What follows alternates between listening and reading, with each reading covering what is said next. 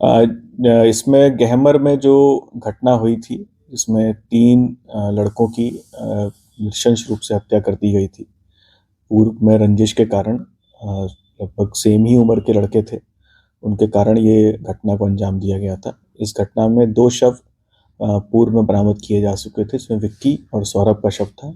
एक शव अंकित, इसकी लगातार पिछले 5 दिन से हम लोग लगातार तलाश कर रहे थे। एसडीआरएफ की टीम पहले लगी थी, फिर एनडीआरएफ को बुलाया गया था। एनडीआरएफ भी लगातार प्रयास करती रही, लेकिन उसमें सफलता नहीं मिल पा रही थी।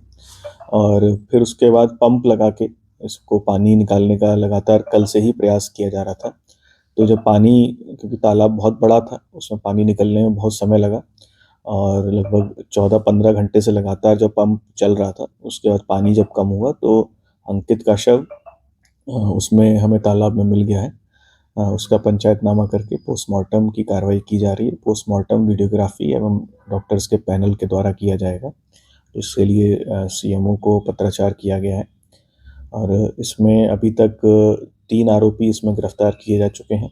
4-5 लोग और हमारे हिरासत में हैं, जिनसे गहनता से पूछताछ की जा रही है और अन्य आरोपियों को भी तलाशने के लिए टीमें विभिन्न राज्यों में हमारी लगी हुई हैं। बहुत ही जल्दी सभी अन्य आरोपियों को भी गिरफ्तार किया जाएगा, कठोर कार्रवाई अमल में लाई जाएगी और रासुका की कार्रवाई भी इनके विरुद्ध सभी अभियुक्तों के विरुद्ध की जाएगी। सर, 24/25 की रात की घटना है, आज 30 तारीख को बॉडी मिल रही है, क्या कारण था सर इतना लेट? तालाब बहुत बड़ा है और उसमें गांव का पूरा सीवर जो होता है, गंदगी वो इकट्ठी होती है। जलकुंभी भी काफ़ी है, कूड़ा भी उसमें काफ़ी था, तो संभावना है कि नीचे बॉडी फंस गई होगी और क्योंकि सर्दी का मौसम है तो उतना जो गैसेस होती हैं वो भी नहीं शरीर में बन पाती हैं, तो इस कारण से बॉडी ऊपर नहीं आ रही थी। और वही बताया मैंने आपको कि मेन जो गंदगी और जलकुंभी नीचे जो है उसके कारण ही बॉडी फंसी हुई थी। लेकिन जब पानी उसमें कम किया गया, लगातार प्रयास करते हुए बहुत ही अच्छा कार्य किया एसएचओ सीईओ साहब उनकी टीम ने, कि लगातार हम लोग उसको पानी को निकलवाते रहे और उसके बाद अंततः सफलता मिली और अंकित का शव बरामद हो गया है। इससे केस को एक नई दिशा मिलेगी, क्योंकि तीसरा व्यक्ति का शव बरामद करना बहुत आवश्यक था और अथक प्रयासों से शव बरामद हुआ है और पीएम की कार्रवाई करके इसमें अग्रिम विधिक कार्रवाई की जा रही है। सर, तीनों शव एक ही पोखरे से बरामद हुए और इसमें अब आगे क्या कार्रवाई होगी?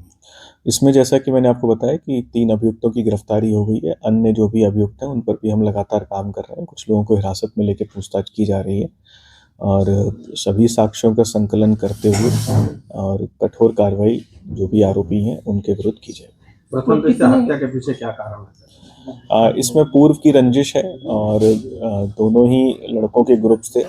इनमें पूर्व में भी दोनों के मध्य कई बार लड़ाइयाँ हुई थी।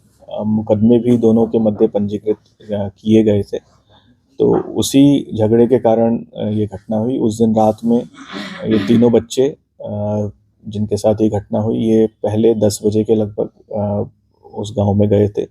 वहाँ पर कुछ कहासुनी हुई, जैसा कि 112 का इवेंट भी है। उसके बाद ये वापस आ गए। फिर उसके उपरांत थोड़ी देर बाद, लगभग पौन घंटे बाद, ये दोबारा से उस मजरे में गए और जहाँ पर फिर से वहाँ पर झगड़ा हुआ। फिर उसके बाद ये जघन्य घटना दूसरे पक्ष के द्वारा इनके साथ कारित की गई। कितने घंटे सर सर्च ऑपरेशन चला? पानी निकालने में कितना समय लगा और कितने मशीनें लगाई गई? कि लगभग 6 दिन से ही हमारा सर्च ऑपरेशन चल रहा था। उसमें 2 शव पहले दिन ही बरामद कर लिए गए थे, लेकिन तीसरे शव के लिए लगातार एनडीआरएफ एसडीआरएफ की टीमें लगी थी और कल स्पेशली पंप्स लगाए गए थे। मल्टीपल पंप्स कल उसमें लगाए गए, क्योंकि उसको खाली करना बहुत मुश्किल काम था। लगभग 100-125 मीटर की लंबाई है उसकी, 150 मीटर की, और चौड़ाई भी लगभग 70-75 मीटर की है उस तालाब की। तो बहुत गहरा भी है, लगभग 18 से 20 फीट। तो उसको लगाने के लिए कई पंप्स हमको लगाने पड़े और लगातार लगभग 15 घंटे तक पंप चलते रहे और उसके बाद जब पानी कम हुआ तब अंकित का शव वहाँ से बरामद हुआ है।